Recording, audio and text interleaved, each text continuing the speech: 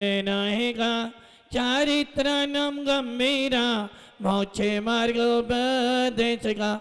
पंच परमेष्टि भगवान की, एक राधिनाथ भगवान की, अंतिम शासनपति भगवान महावीर स्वामी की, आचार्य श्री कुंद कुंद भगवंत की, आचार्य श्री विमल सागर जी महाराज की, आचार्य गुरुदेव सन्मति सागर जी महाराज की, 3 काम 9 करोड़ मुनिराजों की, द्वादशा जनमनी माता की।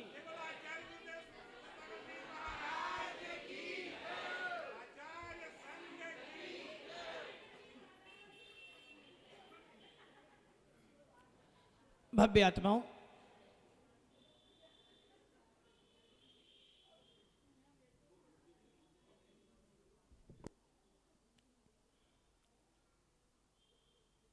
आपकी बातें पूरी हो तो मैं बोलूं।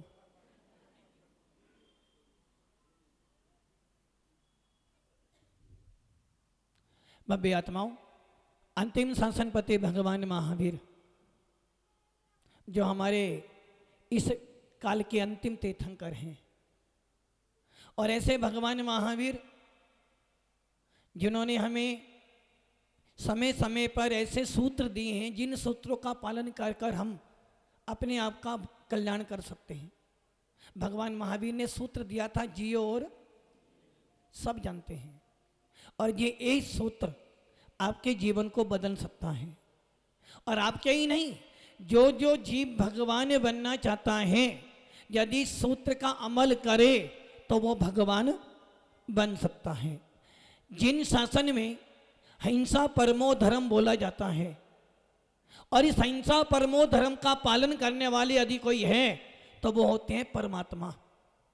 और उन परमात्मा के मार्ग पर जो साधु संत चलते हैं वो स्वयं भी जीते हैं और अन्य जीवों को भी जीने का अधिकार देते हैं। ऐसे भगवान महावीर के वीतराग शासन में हम सब विराजमान हैं। जयवंत हो हमारा जिन शासन जिसके अंदर भगवान बनाए जाते हैं। भव्य आत्माओं, आचार्य पूज्यपाद स्वामी ने समाधि तंत्र लिखा, और उस समाधि तंत्र में 3 प्रकार की आत्माओं का वर्णन किया है। आचार्य भगवान पूज्यपाद स्वामी समाधि तंत्र के 5वें श्लोक में कहते हैं, भैरात्मा शरीरादो ज्ञातात भरांति रांतरा चित्त दोषा विभरांति परमात्माति निर्मला। परमात्मा, ये शब्द आपने कहाँ सुना है? ये शब्द आपने कहाँ सुना? परमात्मा शब्द आपने कहाँ सुना? सेठी जी कहाँ सुना? आपने ये शब्द मंदिरों के ऊपर लिखा परमात्मा। गांधी जी ने परमात्मा सब शास्त्र में नहीं पढ़ा, प्रतिष्ठा में पढ़ा है। परमात्मा, जो लोग स्वाध्याय करते होंगे उन्हें पता होगा परमात्मा किसे कहते हैं। आचार्य भगवंत कुंद स्वामी से लेकर और आज तक जितने भी आचार्य भगवंत उन्होंने सबने एक ही बात की, भैया परमात्मा।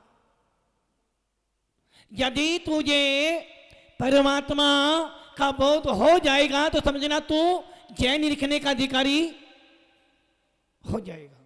परमात्मा, 3 प्रकार की आत्मा का वर्णन पूज्यपाद स्वामी ने किया है, बहिरात्मा, अंतरात्मा और परमात्मा। यहां चर्चा करनी है परमात्मा की। जब 6 डाला पढ़ते हो, 6 डाला की तीसरी ढाल के अंदर पंडित दौलत राम जी ने 3 प्रकार की आत्माओं का वर्णन किया, और वर्णन करते करते करते परमात्मा पर रुक गए, जो कि सबका लक्ष्य होता है परमात्मा। नीलेश जी, सबका लक्ष्य होता है परमात्मा, और इसीलिए आप मंदिर में जाते हो, जितने बड़े आयोजन करते हो, प्रतिष्ठा करते हो, विधान करते हो, साधु संतों को लाते हो, स्वाध्याय करते हो, इन सबका लक्ष्य क्या है कि मुझे परमात्मा बनना है। जिन शासन मिला है तो वीतराग शासन मिला है आपको, और ये वीतराग शासन कहता है जब तक परमात्मा का बोध नहीं होगा तुझे सम्यक दर्शन होने वाला, तुझे भेद विज्ञान होने वाला नहीं, और जिसके पास भेद विज्ञान नहीं वो श्रावक होने का अधिकारी नहीं। परमात्मा बहुत छोटा शब्द है, और ये परमात्मा जिसको मिल जाता है, ये परमात्मा जिसको मिल जाता है उसे जिन शासन में भगवान कह के पुकारा जाता है। जिसको परमात्मा मिल जाता है उसको जिन शासन में भगवान कैसे पुकारा जाता है, और जो भगवान बनना चाहता है उसको निर्गंथ बनना पड़ता है। पूज्य पाद स्वामी कह रहे हैं परमात्मा जो होता है 18 दोषों से रहित होता है। आप सब मंदिर जाते हो, अब मंदसौर में कितने मंदिर हैं? 11 मंदिर। और हर मंदिर में कौन बैठा हुआ है? डॉक्टर साहब जी, हर मंदिर में कौन बैठा है? मंदसौर के हर मंदिर में, मंदसौर के हर मंदिर में परमात्मा नहीं है। मंदसौर के हर मंदिर में परमात्मा नहीं है। जहां वीतराग शासन है वहां हर मंदिर में परमात्मा मिल जाएगा। मंदसौर में मंदिर तो बहुत सारे हैं, किंतु हर मंदिर परमात्मा का। परमात्मा मतलब जो 18 दोषों से, परमात्मा मतलब वो जिसको देखने के बाद शांति का भेदन हो, जिसको देखने के बाद अपने आप का भेदन हो, और जिसको देखने के बाद अन्य किसी परमात्मा के पास जाने की जरूरत ना पड़ती हो, उसे कहते हैं परमात्मा। और ऐसा परमात्मा किसको मिलता है? ऐसा परमात्मा किसको मिलता पता आपको? हाँ नीलेश जी, काम कर लिया मोबाइल वाला? अच्छा ये बताओ, आप किस लिए आए यहां पर?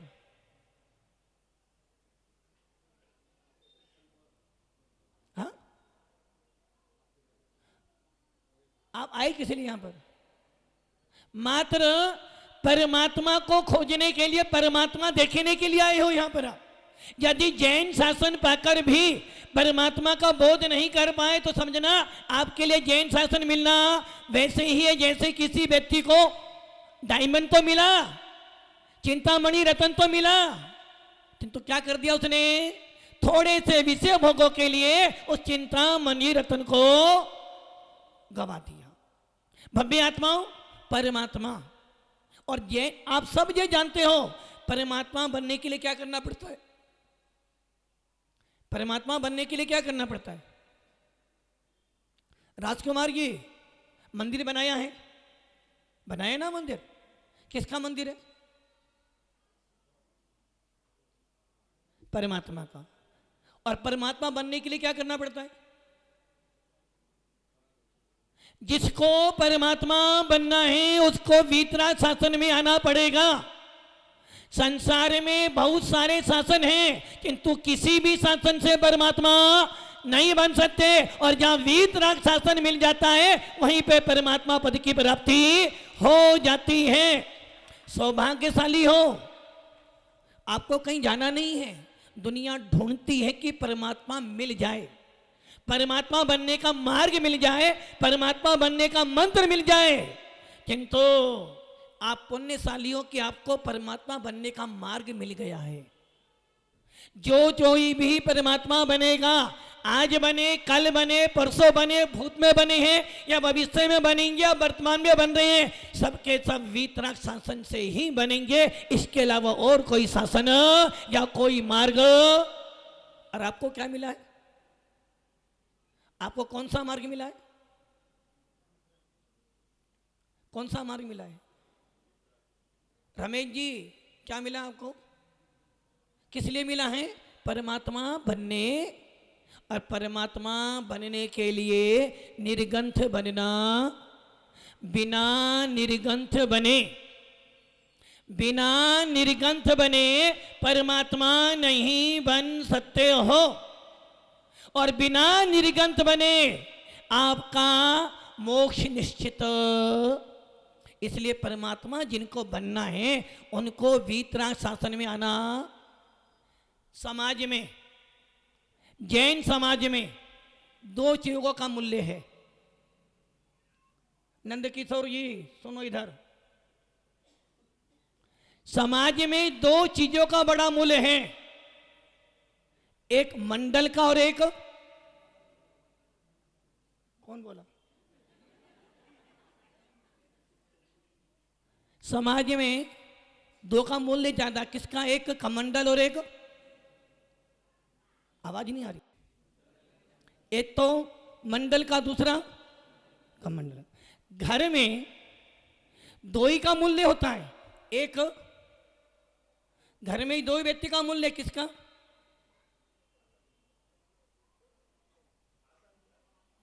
जमाना गया, दो ही का मूल्य है, एक मम्मी जी का और एक बहू रानी का,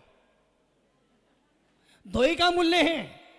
यदि घर है तो मम्मी जी होनी चाहिए और बहू रानी होनी चाहिए, वैसे ही समाज में दो ही का मूल्य, समाज में दो ही चीजें महत्वपूर्ण होती है, एक मंडल और एक कमंडल। कमंडल और मंडल।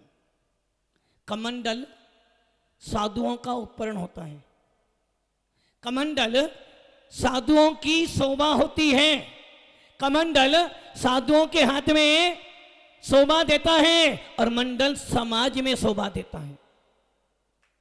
कमंडल, कमंडल साधुओं का उपकरण है, आभूषण है, और मंडल समाज का आभूषण है। जिस समाज में मंडल नहीं होता वो समाज समाज नहीं कहलाती, और जिन साधुओं के हाथ में पीछे कमंडल नहीं होता वो वीतराग शासन के साधु नहीं कहलाते हैं। कमंडल और मंडल, जब कमंडल आता है, कमंडल कब आता है? जब निर्गंत आते हैं। पीछे कमंडल कब दिखता है? जब निर्गंत साधु आते हैं, और जब निर्गंत आते हैं तो जिन शासन जयवंत होता है, और जब जब निर्गंत साधु आएंगे जिन शासन जयवंत होगा, और जब तक निर्गंत है जिन शासन जयवंत। कमंडल है तो निर्गंत है, और निर्गंत है तो जिन शासन जयवंत है, और जिन शासन है तो आप लोगों का मूल्य। कमंडल की जरूरत कब पड़ती है? कमंडल की जरूरत, गांधी जी बहुत कमंडल दिए आपने भगवान को, अब ये बताओ कमंडल की जरूरत कब पड़ती है? बस बस आदि मंदसौर के लोग ऐसा काम करेंगे तो हमें आज शाम को बिहार करना पड़ेगा। वो कह रहे हैं कमंडल की शुद्धि मात्र शुद्धि के समय जरूरत पड़ती है। कमंडल की जरूरत मात्र जब पड़ती है जब साधु हार के लिए जाते हैं, अथवा जब उनको शुद्धि पे जाना होता है। दो कामों के लिए कमंडल की जरूरत पड़ती है साधुओं को। एक, जब हम अपने द्वार पर कहते हे स्वामी, हे स्वामी, हे स्वामी अत्रो अत्रो, और दूसरा जब साधु शुद्धि पर। इनके अलावा कमंडल साधु के पास ना भी हो तो चल जाएगा, किंतु इन दो अवस्थाओं में कमंडल साधु के पास में होना चाहिए। जब भगवान, जब कोई भव्य जीव दीक्षा लेता है, जब कोई भव्य जीव दीक्षा लेता है, और दलोदा आकर देखना, जब पाषाण से परमात्मा बनेगा तो सबसे पहले क्या किया जाता है? सबसे पहले उसे पीछी दी जाती है कि ये पीछी तुझे परमात्मा बनने के लिए सहारा देगी। इस पीछी से तू स्वयं की भी रक्षा करेगा, दूसरों की भी रक्षा करेगा। उसके बाद जिनवाणी भेंट की जाती है कि इस जिनवाणी को पढ़ पढ़ कर समीचीन ज्ञान प्राप्त करना, और केवल ज्ञान प्राप्त कर कर सबको उपदेश देना। और उसके बाद आता है कमंडल। क्या आता है? कमंडल। और वो कमंडल पूजनीय वंदनीय होता है, और जब वो कमंडल साधु के हाथ में देते हो तो आप इतना गौरव प्राप्त कर ले। तो चलो यदि जीवन में एक निर्गन साधु को कमंडल पीछे दी है तो कभी ना कभी तो हमारे हाथ में भी पीछे कमंडल आएगा ही आएगा। साधु की शोभा पीछे कमंडल से है, और समाज की शोभा किससे है? मंडल से। समाज, मंडल समाज में रहता है। यदि समाज में मंडल है तो समाज का मूल्य है, और समाज से मंडल की शोभा है। हर समाज में मंडल होता है। किसके लिए होता है? कमंडल की जरूरत मात्र 2 बार पड़ती है, इस शुद्धि पे जाने के लिए। और अब मेरा सवाल है, मंडल की जरूरत कब कब पड़ती है? मंडल की जरूरत कब कब पड़ती है? टिकी पार्टी करने के लिए, सही है ना? कोई यात्रा संघ निकालने के लिए जब तक मंडल चाहिए ना, लड़ाई करने के लिए, किसी को वोटिंग करने के लिए मंडल की जरूरत कब कब पड़ती है? मंडल की जरूरत मात्र 2 कामों पे पड़ती है। पहला, जब कोई कमंडल वाला आ रहा हो, जब कोई निर्गन साधु आ रहा हो तो सारे मंडलों को वहां पहुंच जाना चाहिए। और दूसरा, जब समाज में कोई धार्मिक अनुष्ठान हो तो मंडल की जरूरत, इसके अलावा कोई जरूरत मंडल की, कोई जरूरत मंडल की, कमंडल की जब कमंडल देखो तो सारे मंडल क्या हो जाना चाहिए? क्या हो जानी चाहिए? एक। जिस प्रकार हमारा देश कौन सा देश है? भारत। अच्छा ये बताओ, भारत का सबसे ऊंचा पद कौन सा है? भारत का सबसे ऊंचा पद जिसको सुनकर ही गौरव बढ़ता हो, बोलो कौन सा पद है? कहीं गलत नहीं हो रही? आप कह रहे हो राष्ट्रपति। सबसे ऊंचा पद है कि मैं भारतीय हूं। राष्ट्रपति भी भारत में रहता है। और ये बताओ, सबसे ज्यादा सम्मान किसको देते हैं सारे भारत के लोग? तिरंगे को। हर पार्टी का अपना अपना, हर पार्टी का अपना अपना सिंबल है। किसी का हाथ, किसी का कमल, किसी का हाथी, किसी की लालटेन और किसी की साइकिल, और किसी की झाड़ू। तो मैं बड़ी याद है, तो झाड़ू की मार खाई होगी ना बहुत। हर पार्टी का अपना अपना सिंबल, किंतु हर पार्टी का सिंबल भारत की आन बान शान नहीं है। भारत की आन बान शान कौन है? तिरंगा। और जब वो तिरंगा फहराया जाता है तो सारी पार्टी के सिंबल उस तिरंगे के नीचे नतमस्तक हो जाते हैं। अब मैं पूछता हूं, मंदसौर में कितने मंदिर हैं? 11। कितने मंडल हैं? 11 के 11 मंडल। कितने मंडल हैं? 11 मंडल। और हर मंडल के अंदर 20-30 व्यक्ति हैं, और हर मंडल का अपना अपना नाम है। अच्छा ये बताओ, इन सब मंडलों के नाम के आगे इस कॉमन नाम कौन सा है? बता दो।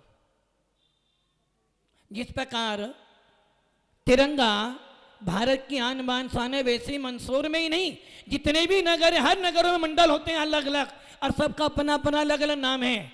किंतु उस नामों के आगे इस कॉमन नाम क्या होगा? दिगंबर। क्या होगा? दिगंबर। और दिगंबर हटा दे तो, दिगंबर हटा दे तो कोई मंडल का मूल्य। और मंडल कब बनते हैं? जब जब कोई साधु संत आते हैं मंडल बनते हैं। किसके लिए बनते हैं? किसके लिए बनते हैं? साधु की सेवा करने के लिए। अब आपने मंडल बनाया, अब सोचो, चिंतन करो।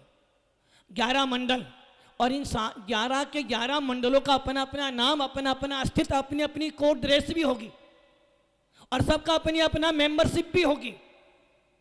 अब इन 11 के 11 मंडलों का सिंबल एक क्या है? दिगंबर।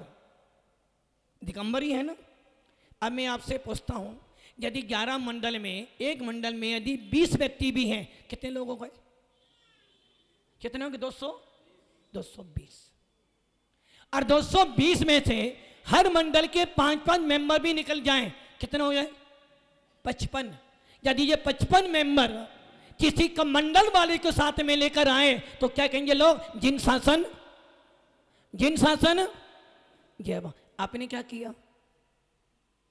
क्या क्या बताओ? आप सब यहां बैठे, कि आपको ये चिंता नहीं हुई कि कमंडल लेकर साधु संत आ रहे हैं, पीछे का मंडल आ रहा है, और आपने क्या किया? क्या किया बताओ? और मान लो मंदसौर के मंत्री कौन है? यहाँ के डिप्टी सीएम कौन है? और मान लो वो यदि महाराज के साथ में होते तो सारे मंडल कहां पर होते? कहां होते? सारे मंडल कहां पर होते? यदि एक नेता महाराज के साथ में चलता तो सारे कमंडल कहां पर होते? मंडल के मंडल वालों के पास में। अब सोच लो आप कि मंदसौर इतना बड़ा नगर, मात्र 4-5 व्यक्ति, जो मैं 2011 से वही व्यक्ति हैं। शांतिलाल जी देख लो, सेठी जी देख लो, डॉक्टर साहब देख लो, गांधी देख लो, और ये 2 हमारे वकील साहब, 2-4 आगे पीछे, बस इतने लोग हैं ना। आप बताओ, 300 घर हैं आपके दिगंबर जैन समाज के यहाँ पर। कितने घर हैं? और एक घर में 5 मेंबर तो होंगे। कोमल जी 5 मेंबर तो होंगे। कितने हो गए? 1500। और इन 1500 व्यक्तियों में से यदि कोमल ये एक व्यक्ति का नाम लेना भूल जाए, बोलो क्या होगा? कोमल जी ने 1499 व्यक्तियों को बुलाया, किंतु एक व्यक्ति को नहीं बुलाया। बोलो अब क्या होगा? क्या होगा बोलो? कोमल जी को कल से माइक मिलना। मतलब कि आप ये सोच लो, सम्मान में यदि एक व्यक्ति रह जाए तो आकुलता हो जाती है, और जब कमंडल पीछे वाले आते हैं किसी को चिंता नहीं होती। पूरे के पूरे हाईवे पर साधु चल रहे हैं और ना जानो कोई अशुभ कर्म का उदय आ जाए और कोई गाड़ी वाला ठोक जाए, फिर सारे के सारे मंडल कहां पर आ जाएंगे? कल मैंने एक व्यक्ति को बोला, भाई साधु संत करने हैं, थोड़ा प्रशासन को। बोले हमारी जिम्मेदारी तो आगे से, यहां से हमारी जिम्मेदारी। अब आप ये सोच लो, आप किस शासन से बिलोंग कर रहे हो? जिन शासन से, वीतराग शासन से। आपको अपना कर्तव्य नहीं दिखा? आपको कर्तव्य नहीं? जितनी भीड़ यहां बैठी है, यदि सारी भीड़ महाराज के साथ में चलती तो लोग कहते हैं जैन क्या नाम जैन साधु देख लो त्याग करना। किसको सिखा रहे आप? किसको? जैन साधु देख लो त्याग करना किसको सिखा रहे आप? मतलब कि जिन शासन मिल गया, देव सा गुरु की जय बोल ली, हमारा काम हो गया। हर मंडल की जिम्मेदारी है, मात्र 4-5 व्यक्तियों की जिम्मेदारी नहीं है। रात तो ये हो गया, जिस मंदिर में महाराज जा रहे हैं वो संभाले हमारे को काम। जिस मंदसौर में बड़े बड़े चातुर्मास होते थे, जिस मंदसौर में साधुओं के लिए प्राण दिए जाते थे, उस मंदसौर में साधु संत आ रहे हैं और मात्र 4-5 व्यक्ति। यदि ये 4-5 व्यक्ति को हटा दे तो क्या बचा मंदसौर के पास? मैं तो 2011 से देख रहा हूं, और 2011 नहीं बल्कि 2003 से देख रहा हूं। जितने आप लोग मंडल का काम क्या, बस खींची पाल्टी करना, लड़ाई झगड़ा करना, मौज मस्ती करना, और जब मंच बने बड़े बड़े मंच, उस पर सबसे पहले मंडलों का सम्मान करना। ये तो है ना आपका। जबकि मंचों पर सम्मान किनका होना चाहिए? जो साधु की सेवा करे। जितने भी महिला चौका लगाती हैं, जो चौका लगाते हैं, कभी समाज सेवा सम्मान नहीं करती। जो लोग चौका लगाते हैं कभी समाज उनकी तरफ हाँ नहीं करती। तो जो बड़े बड़े पदों पर बैठते हैं बार बार उनको ही बुलाते हैं। इसका मतलब ये है कि आपको मात्र क्या चाहिए? नाम। अरे भैया, हमारा जैन शासन नाम के लिए नहीं है, नाम को नष्ट करने का है। हमारा शासन कर्म बांधने का नहीं, कर्मों को छोड़ने का शासन है। अब आप ये सोच लो कि पूरे साधु चले आ रहे हैं और साथ में 1 या 2 व्यक्ति चला आ रहा है। अब वो तो फिर बोलो, जैन शासन की 1 2 3 4 जैन धर्म की बोलते हो ना? क्या बोलते हो? 1 2 3 4 नहीं, मुझे नहीं। 1 2 3 4 5 6 7 8 क्या आता नहीं जैन धर्म का? यही तो ठास है कि निर्गन साधु आ रहा, सारे मंडल घर में, कोई मोबाइल पे लगा है, कोई पत्नी में लगा है, कोई दुकान पे लगा है। अब आप सोच लो, किस बल पर आप कह रहे हो कि आप दिगंबर साधुओं के भक्त हो? मतलब कि पूरे साल भर में साधु आपके पास कब आते होंगे? 3 महीने। और 3 महीने में बिहार कितने दिन होता होगा साधु का? 15 दिन। और आपने क्या किया? यदि एक सीएम, यदि एक सांसद तुम्हारे घर पर आने वाला हो तो क्या करते हो? पूरे मोहल्ले को नहीं, पूरे रिश्तेदार को बुलाओगे। और जब जिन शासन का निर्गन साधु आ रहा हो, आपने क्या किया? बच्चों को स्कूल भेजने का समय है, अपने मिस्टर के लिए खाना बनाने के लिए समय, लेकिन साधुओं की सेवा करने के लिए। अब आप सोच लो कहां जा रहे हो आप। और मुझे बताएं, आगे लोग तो सुंदर कानों से निकाल रहे हैं, तो ये ध्यान रख लेना, तुम साधु को याद करो, कोई बड़ी बात नहीं है। तुम साधु को याद करो, कोई बड़ी बात नहीं है। यदि साधु तुमको याद कर ले, बहुत बड़ी बात है। अब आप ये सोच लो, यदि मैं 4-5 बेटों को मैंने नाम लिए, इसलिए नाम लिए, तो ये व्यक्ति 2011 में आ जाओ, 2025 में आ जाओ, 27 में, ये 4-5 व्यक्ति ऐसे हैं जो हर साधु के लिए लगे रहते हैं। दिगंबर साधु, आप क्या देते हो? कौन से संघ का साधु है, कौन सी परंपरा का है, कौन से गुरु जी हैं? अरे दिगंबर साधु आ रहा है तो सारी बातें भूलकर, सारे पंथवाद भूलकर, सारे आगम भूलकर, ये ध्यान रखना, वीतराग मुद्रा आ रही है, हर मस्तक को झुक जाना चाहिए। बोलते हो नमो लोए, क्या बोलते हो? नमो लोए। किसको सुना रहे हो आप? इसका अर्थ क्या पता आपको? जो जो निर्गन साधु हो, किसी भी पंथ के परंपरा के हो, वो जिन समाज, सकल दिगंबर जैन समाज के आभूषण हैं। और हमने क्या सोच लिया, मेरे महाराज जी आएंगे तो करूंगा, मेरे महाराज जी होने की। तेरे कौन से महाराज हो गए भाई? कौन से महाराज है तेरे? अरे नहीं, मेरे महाराज तो वो ही है, वो ही आएंगे जब भी मैं सेवा करूंगा। तो समझे ना, नमो लोए सामने बोलना बंद कर दे। यदि तू जैन है, और जैनों के लिए सूत्र दिया है देव शास्त्र, देव शास्त्र, और हमने क्या कर दिया? साधु सामने से निकल जाए और आप दुकान पर बैठे बैठे फिर भी आपके हाथ, और एक रास्ते में अजैन व्यक्ति मिलता, वो चरणों में लेट जाता है, तो समझना वो साधु का मूल्य कर रहा है, कि वो साधु को देखकर अष्टांग नमस्कार तो कर रहा, और आप दुकान पर बैठे बैठे भी आपको साधु की चिंता नहीं। अब बताओ, सोच लो आप। और जब कोई घटना घट जाती है ना, फिर सकल दिगंबर सैन समाज दुकान बंद करेगा, बाजार बंद, इससे क्या होगा? इससे होना क्या है? जैन समाज मिली है आपको, जिन शासन मिला है, मूल्य समझो। और ये तो तुम्हारा पुण्य है, तो तुम्हें मंदसौर यशपुर मिल गया है, जो साधु आते हैं तुमको अवसर, वरना ऐसा ना हो जाए कि जैसे पहले लोग तरसते थे ना साधु के दर्शन के लिए, कहीं ऐसा ना हो जाए। इसलिए अपनी जिम्मेदारी, अपने आप को समझो। हम जैन समाज के लोग हैं, हम वीतराग शासन के अनुयायी हैं, हम निर्गंतों के आराधक हैं। हम उनकी आराधना करते हैं जिनसे मोक्ष मार्ग चलता है, हम उनकी पूजा करते हैं जिनसे तुम्हारा नाम चलता है। यदि आपके शासन में से, आपके धर्म में से मात्र निर्गन शब्द हटा दो, बोलो क्या बचेगा आपके पास? सेठी की क्या बचेगा? इसलिए भव्य आत्माओं, साधु तुम्हारी पहचान है, दिगंबर तुम्हारा अस्तित्व है, और बिना दिगंबर प्राप्त किए मोक्ष मिलने वाला। इसलिए आज का उपदेश इतना ही है, यदि थोड़ा सा भी तुम्हारे में जैनत्व है, जब भी कोई साधु आए, नहीं नहीं, ये जिम्मेदारी किनकी है? डॉक्टर साहब की।